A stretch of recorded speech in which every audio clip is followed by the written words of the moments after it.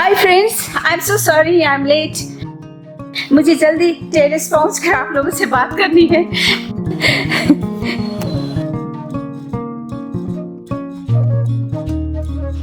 Hello everyone, नमस्ते and welcome back to my channel.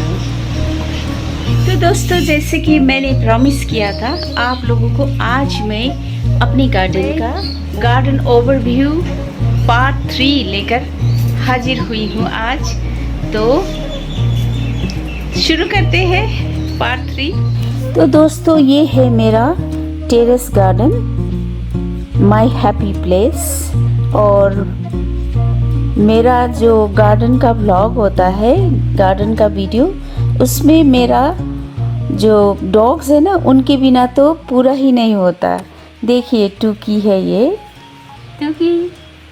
आप लोग सुन रहे हो ना, मेरे डॉग्स भौंक रहे हैं नीचे और गार्डन में। और यहाँ पे कोई सब्ज़ी बेच रहा है, क्योंकि अभी लॉकडाउन है तो बाहर ही बेचने आते हैं, घर के सामने ही सब्ज़ी, फल फूल सब कुछ।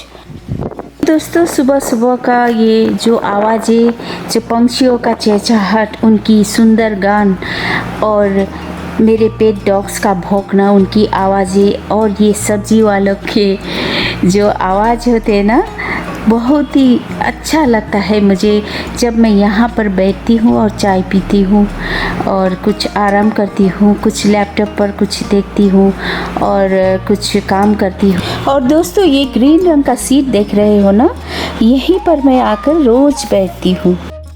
तो देखिए, ये है वॉन्डरिंग जू, जो मेरे घर में बहुत है।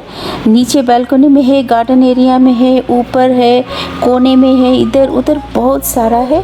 और ये है एक्सोरा। ये एक्सोरा 3-4 किस्म के कलर के हैं। अभी 2 ही इधर रखे हुए हैं और बहुत ही अच्छे फ्लावरिंग हुए थे इस बार। तो अभी तो ये ख़त्म होने वाला है और होगा शायद। और अभी यहाँ से ना नीचे आप लोग देख सकते हैं, मेरा जो गार्डन एरिया है, बहुत धूप है अभी, इसीलिए अच्छा नहीं लग रहा है ऊपर से। लेकिन वहाँ पे जो स्ट्रोमेंथी थ्री स्टार और ग्रीन एग्लोनिमा ना, वो जो ग्रीन रंग के शेड उसके अंदर में है, तो वो बचे हुए, नहीं तो इतने धूप में वो मर जाते। और बहुत सारे इफोर्बिया मिलीज भी है नीचे शेड में नहीं चाहिए उसको, तो धूप चाहिए। और इस तरह का है मेरा।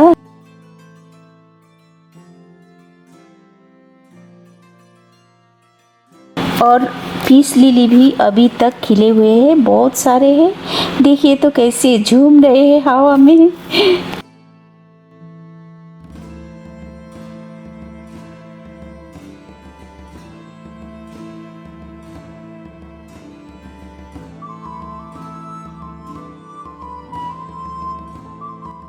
तो दोस्तों, जैसे कि मैंने बोला ना कि ये मेरा हैप्पी प्लेस है, तो इधर आके मेरे दिल को बहुत ही सुकून मिलता है।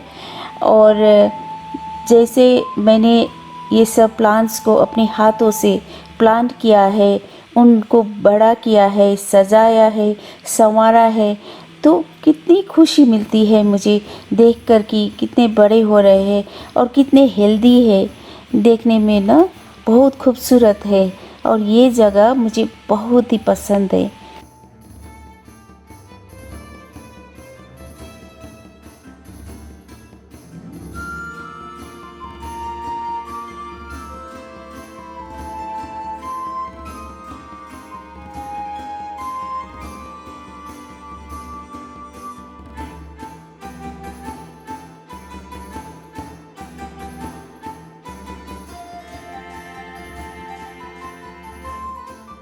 तो दोस्तों, अब मैं कुछ मेरे इफोर्बिया मिलीज के फ्लावर्स के कुछ अपडेट्स दिखा रही हूँ।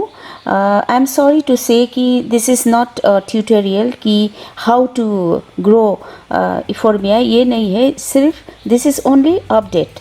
अपडेट यही है कि अभी तक कैसे मेरे इफोर्बिया मिलीज खिले हुए हैं, यही दिखाने के लिए मैंने वीडियो डाला। और मैंने कुछ लोगों के कंप्लेंट्स भी होते हैं कि सिर्फ दिखाने से नहीं होगा, बताना भी पड़ेगा कैसे क्या। ये सब मैंने बताया है अपने अब से शायद मैंने 6-7 महीने आगे का एक मैंने वीडियो डाला था इफोर्बिया मिली के बारे में। तो उसी में मैंने सब कुछ बताया है कि इसको कैसा मिट्टी चाहिए, कैसे क्या करना चाहिए, और कैसे मैंने इनको इसके छोटे छोटे सीडलिंग्स को निकाल कर इसके गमले में अपने आप आते हैं उसके फूल से गिरकर, तो सीडलिंग्स को संभाल के दूसरे पॉट्स में लगाए हैं, वही दिखाने के लिए ये है।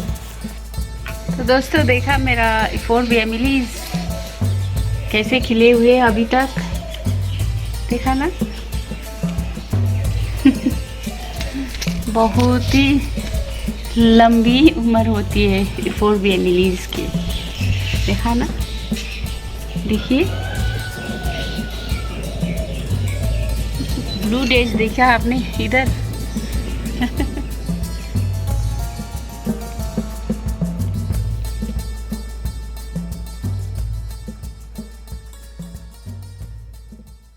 तो दोस्तों हम जो गार्डनर्स होते हैं, हम लोग नेचर से बहुत गहराई से जुड़े हुए होते हैं, और जो प्लांट्स की जो एनर्जी होते हैं, जो वाइब्स होते हैं, हम अच्छी तरह से पकड़ लेते हैं और हम उनसे बहुत कुछ सीखते हैं।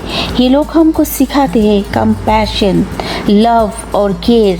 उनके डेलिकेट पत्तों से, डेलिकेट फ्लावर्स से हम लोग ये सीखते हैं, और कैसे केयर करना, कैसे लविंग और केयरिंग होना, ये सब सिखाते हैं और बहुत गहराई से कम्युनिकेट करते हैं। और जो लोग समझते हैं उन्हीं को पता है, वही समझ सकते हैं मेरी बात। और जो हमारे इंडियन साइंटिस्ट थे, जो जगदीश चंद्र बोस, जो जेसी बोस, उन्होंने आविष्कार किया था कि उन्होंने पता लगाया था कि प्लांट्स के भी लाइफ होते हैं, वो लोग लिविंग बीइंग है, और उनको भी दर्द होता है काटने से, उनको उनके ब्रांचेस काटने से, और उनको जो पत्तियाँ करने से उनको भी पेन होता है, उनको भी फीलिंग्स होते हैं। तो इसीलिए थोड़ा उन लोग को, जैसे हम लोग ट्रांसप्लांट करते हैं तो इधर से उधर उन लोग को जो जड़ ज़्यादा नहीं हिलाना चाहिए, इसीलिए वो लोग मर जाते हैं, क्योंकि वो लोग फील करते हैं पेन को बहुत गहराई से। तो इसीलिए थोड़ा सा जेंटली उनको दूसरा पॉट में लगाना चाहिए, उनके जड़ को नहीं हिला के एकदम से करना चाहिए। इसीलिए तो बोलते हैं कि एनेस्थेसिया दे के किसी प्लांट्स को, बड़े बड़े प्लांट्स को दूसरे जगह पे वो करते हैं, माने ट्रांसप्लांट करते हैं, तो वो लोग जगते हैं, तो अच्छी तरह से बढ़ते हैं और ग्रो होते हैं। इसीलिए हम लोग को भी थोड़ा सावधानी से करना चाहिए, थोड़ा जेंटली हैंडल करना चाहिए। और पेड़ पौधे एक बच्चे की तरह होता है, तो उन लोगों को भी ऐसे ही जेंटली हैंडल करना चाहिए।